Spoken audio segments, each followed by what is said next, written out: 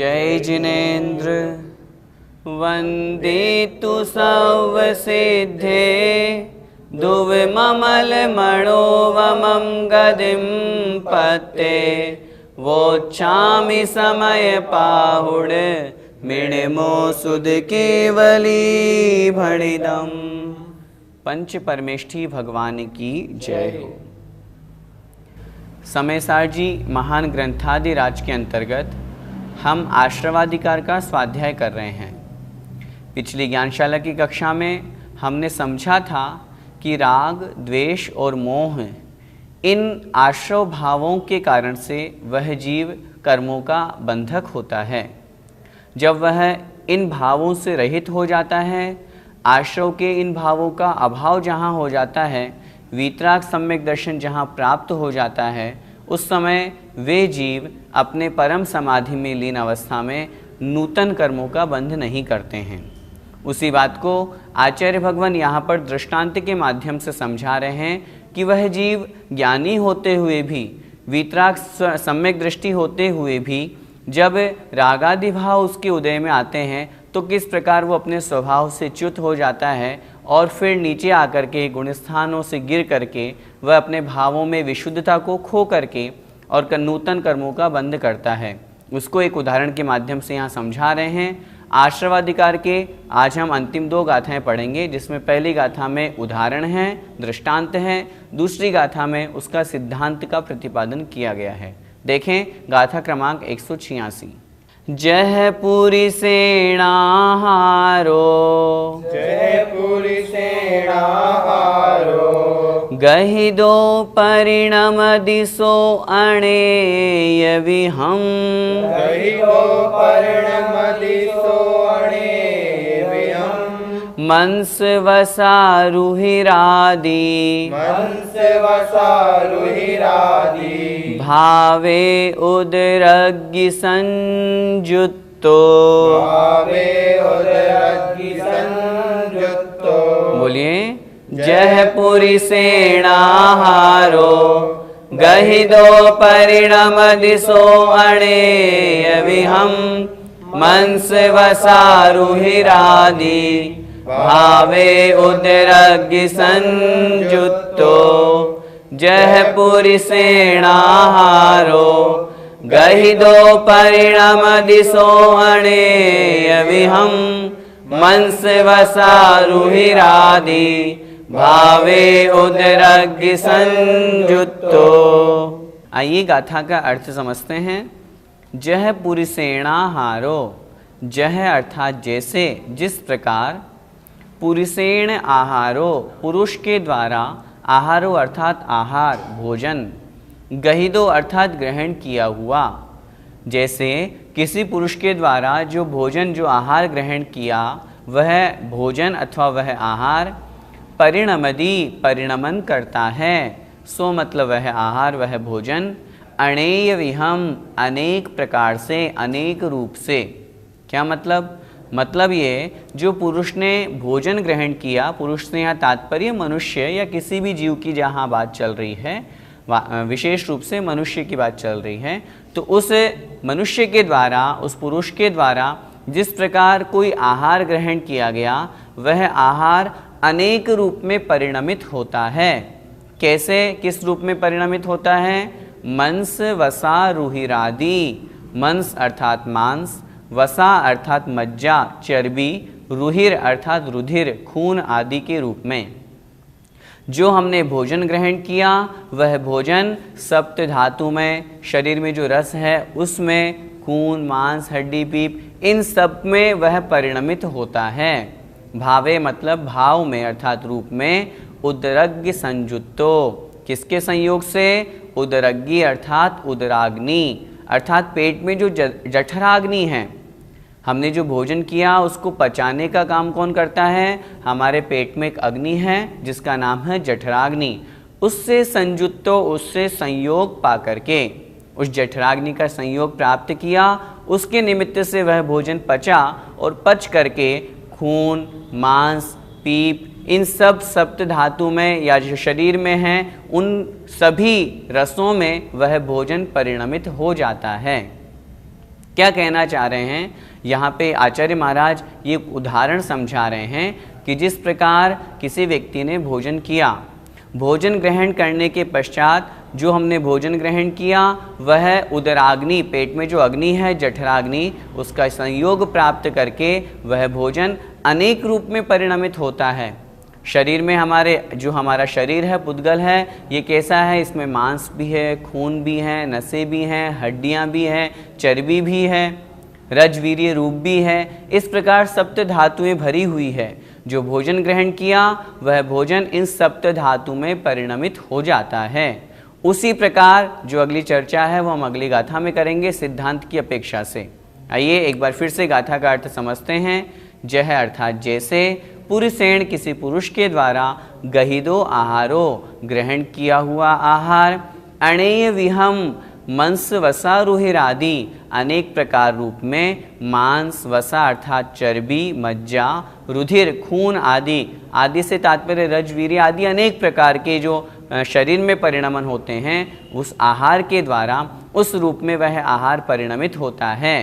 कैसे? उदरग्नि संयुक्तो अर्थात पेट की अग्नि अर्थात जठराग्नि का संयोग प्राप्त करके, उस जठराग्नि का अग्नि प्रदीप्त होने पर वह भोजन को पचाती है और अलग अलग रूप में जिसका जितना आयु, जिसकी जितनी शरीर की अवगाहना, उस अनुसार वह जो आहार है, वह जो भोजन है, उन रूपों में परिणमित होता है। आइए गाथा का भावार्थ देखते हैं।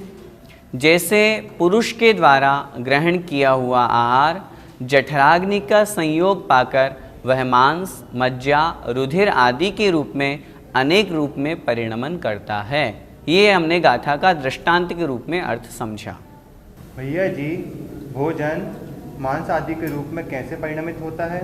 जठराग्नि का संयोग प्राप्त करके जो हमने भोजन ग्रहण किया, वह भोजन हमारे पेट में जो अग्नि है उस निमित्त से वह मांस आदि के रूप में परिणमित होता है। ये उस पुद्गल का स्वभाव है। इसीलिए तो जिस स्थान पर क्षेत्र की अपेक्षा से भी परिणमन होता है। अगर कोई भोग भूमि का जीव है तो उस क्षेत्र के अनुसार उसका जो भोजन है वो जो ग्रहण करेगा उस अनुसार परिणमित होगा। कोई देवगति का जीव है, देव है, उसकी जो कंठ से अमृत झर जाता है भोजन के समय, वो उस रूप में वैसे रूप में परिणमित होता है।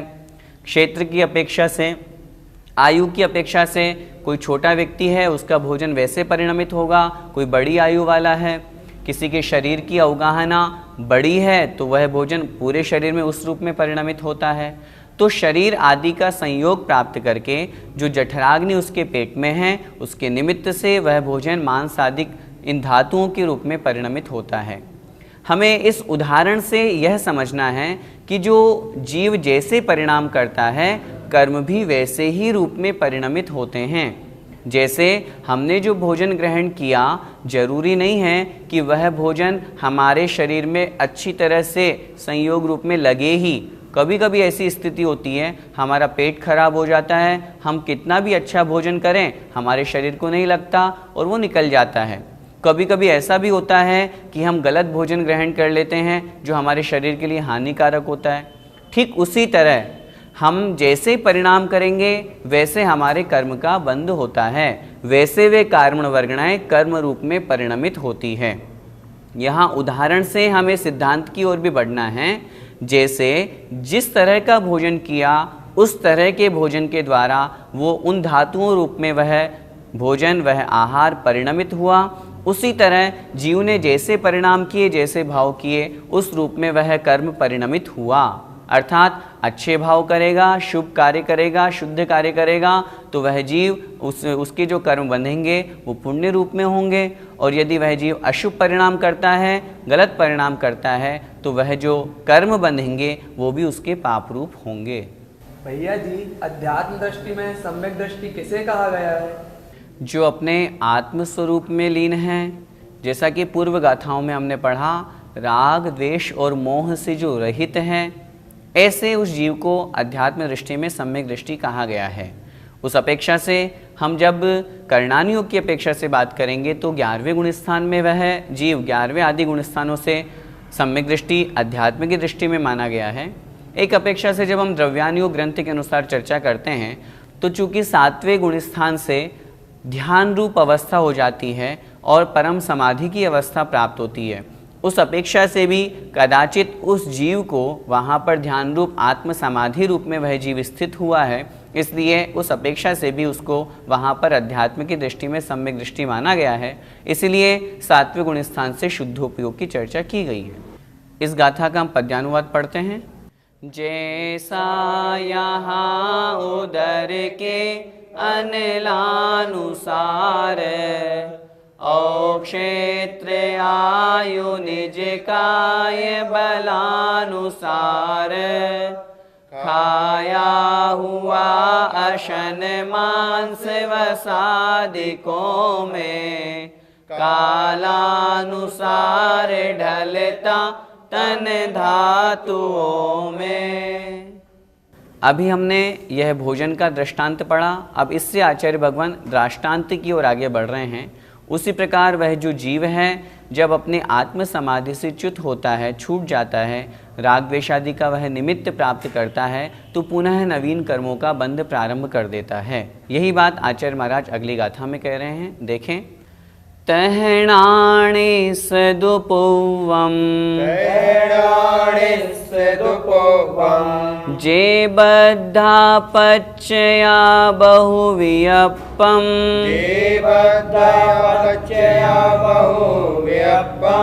बध्यन्ते कम्मं ते णय परिहीणा दुते जीवा। बोलिए। तहणाणि सदुपौवम् जे बद्धा पच्चया बहुवियप्पम् बध्यन्ते कम्मं ते णय परिहीणा दुते जीवा। तहणाणि सदुपौवम् जे बद्धा पच्चया बहुवियप्पम् बध्यन्ते कम्मं ते णय परिहीणा दुते जीवा। गाथा का अर्थ। तहणाणि सदुपौवम्, तह अर्थात उसी प्रकार, जैसे पूर्व में भोजन का दृष्टांत देकर के समझाया, तह उसी प्रकार। णाणिस अर्थात ज्ञानी जीव के, तो मतलब तो पूर्वम अर्थात पूर्व में, जे बद्धा जो बद्ध है, जो बांधे गए हैं, ऐसे पच्चया अर्थात प्रत्यय अर्थात द्रव्य कर्म जो उसने पूर्व में बांधे थे, वे द्रव्य कर्म बहुवियप्पम बज्झन्ते कम्मम, बहुवियप्पम अनेक प्रकार के, बज्झन्ते अर्थात बांधते हैं, कम्मम अर्थात कर्मों को। क्या मतलब? जिस प्रकार उस भोजन के द्वारा अनेक प्रकार से परिणमन किया गया, ठीक उसी प्रकार उस जीव के, उस ज्ञानी जीव के, जब वह जीव अपनी आत्म समाधि से च्युत होता है, तब जो पूर्व में बंधे हुए कर्म हैं, जो पच्चय अर्थात प्रत्यय द्रव्य कर्म हैं, वे बहुवियप्पम कम्मम बज्झन्ते, उदय में आने पर अनेक प्रकार के कर्मों को बांधते हैं। ते मतलब वे कौन? वे जीव णय परिहीणा दुते जीवा। णय परिहीणा शुद्ध नय से जो परिहीन हैं, रहित हैं, च्युत हैं, अर्थात शुद्ध नय से जो छूटे हुए हैं, ते जीवा वे जीव। अर्थात जो शुद्ध नय से छूटे हुए हैं, अर्थात आत्म समाधि से रहित हैं, ऐसे वे जीव जब अपने गुणस्थान से गिर जाते हैं, अपने भावों से गिर जाते हैं, तब उस समय जो उस जीव के द्वारा पहले बांधे हुए कर्म थे, उनका निमित्त प्राप्त करके उस जीव के लिए नवीन कर्मों का बंध का कारण बनते हैं। एक बार फिर से गाथा का अर्थ देखें। तह अर्थात उसी प्रकार, णाणिस्य अर्थात उस ज्ञानी जीव के, पूर्वम अर्थात पूर्व में, जे बद्धा पच्चया जो प्रत्यय बांधे थे, जो कर्म उस जीव ने पहले बांधे थे, ते अर्थात वे कर्म, बहुवियप्पम कम्मम बज्झन्ते बाद में अनेक प्रकार के कर्मों को बांधते हैं। किस कारण से बांधते हैं? ते जीवा नय परिहीणा, क्योंकि वे जीव नय से परिहीन हो गए, शुद्ध नय से छूट गए, आत्म समाधि से रहित हो गए और राग द्वेष मोह से युक्त हो जाने के कारण से वे जो भाव हैं, वे जो कर्म हैं, वे उसके लिए वे कर्म उन जीवों को पुनः नए कर्मों से बांध देते हैं। भावार्थ देखते हैं। उसी प्रकार ज्ञानी के पूर्व में बद्ध जो द्रव्याश्रव थे वे अनेक प्रकार के कर्मों को बांधते हैं। वे जीव शुद्ध नय से च्युत हैं, अर्थात शुद्ध नय से च्युत होने पर ही ज्ञानी जीव रागादि भावाश्रव करता है, उससे द्रव्याश्रव और कर्मबंध होता है। भैया जी, परम समाधि की अवस्था कैसी होती है? राग द्वेष से रहित होकर के जहाँ मात्र आत्मचिंतन किया जाता है वह कहलाती है परम समाधि की अवस्था। यदि हम एक शब्द में कहना चाहें तो निर्विकल्प दशा का नाम है परम समाधि की अवस्था। इस गाथा में णय परिहीणो जो शब्द आया है वो उस परम समाधि से च्युत होने वाले जीवों के लिए आया है, इसलिए वे जीव बंध करते हैं, अर्थात उन जीवों को वहाँ से छूटना बंध का कारण बनता है। जब जीव आत्म समाधि को प्राप्त करता है, आत्मा में लीन हो जाता है, जिसे हम शुद्धोपयोग कहते हैं, वीतराग स्वसंवेदन कहते हैं, उस अवस्था में उस जीव के वह परम समाधि कहलाती है, अर्थात आत्मलीनता, निर्विकल्प दशा, राग द्वेष से रहित अवस्था का नाम है परम समाधि की दशा। भैया जी, जीव के पुनः पुनः कर्मबंध क्यों होता है? जीव के पुनः पुनः कर्मबंध इसलिए होता है क्योंकि वो राग द्वेष करता है, वह आत्म समाधि से च्युत हो जाता है। जब यह जीव वीतराग स्वसंवेदन ज्ञान को प्राप्त होता है, आत्मज्ञान को प्राप्त कर लेता है, तो नवीन कर्मों का बंध नहीं होता। जीव पुनः कर्मों का बंध किस कारण से करता है? बहुत स्पष्ट सी प्रक्रिया है। कर्म का उदय आया, जीव ने तद्रूप परिणमन किया, पुनः वापस कर्म का बंध हुआ, और फिर जब वह कर्म उदय में आया फिर वापस वैसा उसने भाव किया। इस तरह यह अनादिकाल से चक्र चला आ रहा है। इस कारण से वह जीव बार बार कर्मों का बंध करता है। बार बार कर्मों का बंध करने से ही तो यह जीव अनादिकाल से संसार में परिभ्रमण कर रहा है। फिर हम क्या करें? हम यह करें, जब कर्मों की अवस्था, जब कर्मों का उदय आए, उस समय हम साम्य भाव रखें, राग द्वेष से बचें। हमारी सबसे बड़ी समस्या है, हम निमित्त को दोष देते हैं। यदि किसी ने हमारा कुछ बिगाड़ कर दिया तो हम ये सोचते हैं कि उसने हमारा बिगाड़ा। हम ये भी तो सोचें, हमारे कर्म का उदय ही ऐसा था, उस कर्म के उदय के कारण से हमारा बिगाड़ हुआ है। जिसने तत्व सिद्धांत को, जिसने कर्म सिद्धांत को समझ लिया, वह जीव फिर संसार में दुखी नहीं रह सकता। जब कर्म का उदय आए तब साम्य परिणाम रखें।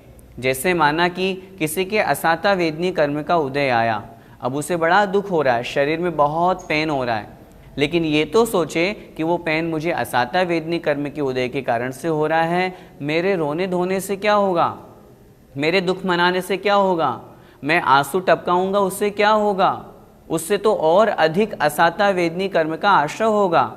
दुख शोक तापा क्रंदन आदि सूत्र देकर के आचार्य उमा स्वामी महाराज ने लिखा है कि दुख करना, शोक मनाना, इससे असाता वेदनी कर्म का आश्रय होता है।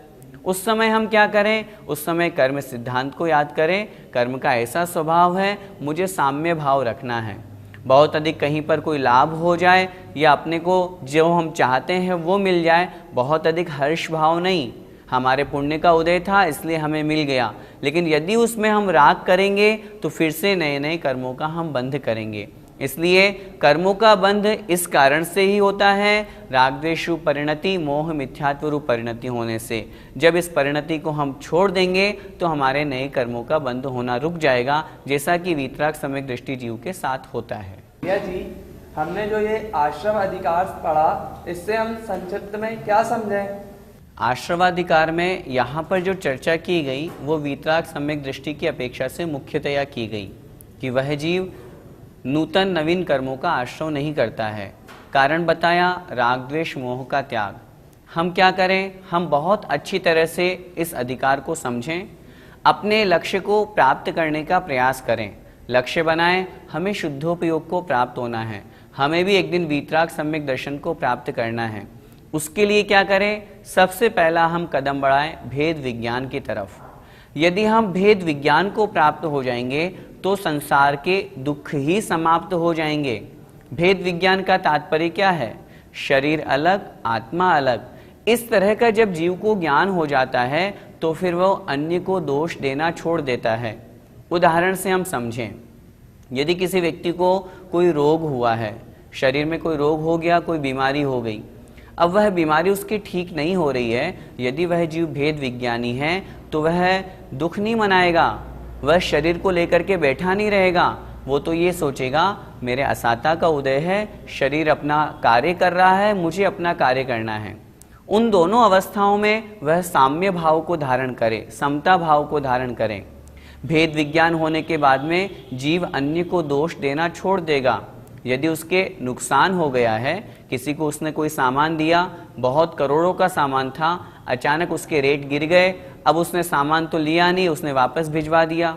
उसकी किसी भी अपेक्षा से माना कि लाखों रुपए का उसके नुकसान हो गया, यदि वो उस सामने वाले व्यक्ति को दोष देगा तो वह दुखी रहेगा। भेद विज्ञानी सम्यक दृष्टि जीव क्या सोचेगा? वह सोचेगा मेरे लाभांतराय कर्म का उदय था, इस कारण से मेरे साथ में ऐसा हुआ। इस प्रकार का जब वह जीव भेद विज्ञान कर लेता है, स्त्री पुत्र मकान आदि हैं, सब संयोग हैं, सब व्यवहार से मेरे अपने हैं, लेकिन निश्चय की दृष्टि में तो यह शरीर भी मेरा नहीं है। जब शरीर भी मेरा नहीं है तो फिर मैं इससे क्यों राग कर रहा हूँ? क्यों मैं अन्य जितने पुत्र स्त्री मकान आदि उनसे राग कर रहा हूँ? आचार्य श्री अपने प्रवचनों में बहुत बार कहते हैं हमें अपने पुत्र को कैसे पालना चाहिए, जैसे हम किसी पड़ोसी के पुत्र को पाल रहे हों। देखो कितने अच्छे उदाहरण से वो समझा रहे हैं। जैसे पड़ोसी के पुत्र को पालने में भले ही हम पाल रहे हैं लेकिन उसमें अधिक राग नहीं करते, ठीक वैसे ही अपने पुत्र को, अपनी स्त्री को पालना चाहिए। क्यों? उसमें ज्यादा राग करेंगे तो निश्चित रूप से संसार का कारण बनेगा। राग द्वेष होगा, मोह होगा, नूतन नवीन कर्मों का बंध होगा।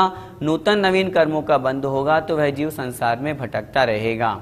हमने आश्रवाधिकार पढ़ा, इससे हमें क्या सीख लेनी है? इसका यही सारांश हमें ग्रहण करना है। वीतराग सम्यक दर्शन को हम सभी प्राप्त करें, वहां तक पहुंचे उससे पूर्व हम पहले तैयारी करें, अपने जो पढ़ा उसको आत्मसात करें, राग द्वेष को जितना हो सके कम करें, सम्यक दर्शन को प्राप्त करें। सम्यक दर्शन को प्राप्त करके व्रतादि संयम नियमों का पालन करने का भाव रखें। जब वो प्राप्त हो जाएं, उसके पश्चात आत्म समाधि की ओर आगे बढ़े। जब हम ऐसा करेंगे तो निश्चित रूप से पूर्व में बंधे हुए कर्म निर्जरित होंगे, नवीन कर्मों का बंध नहीं होगा और हमारा मोक्ष का रास्ता साफ हो जाएगा।